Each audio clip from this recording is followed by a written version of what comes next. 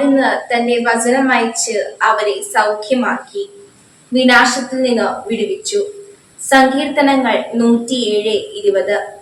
പലപ്പോഴും ദൈവത്തോട് അനുസരണക്കേട് കാട്ടുമ്പോൾ നമ്മൾ തിന്മയുടെ ബന്ധനങ്ങളിലും മറ്റു പാപത്തിന്റെ അടിമത്തത്തിലും ആയി പോകാറുണ്ട്.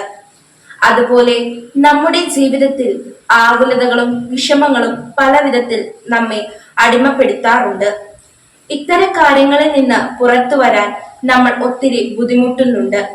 അപ്പോ സങ്കീർത്തകൻ പറയുന്നത് പോലെ വചനമാണ് നമുക്ക് അതിനുള്ള കൃപ തരുന്നത്.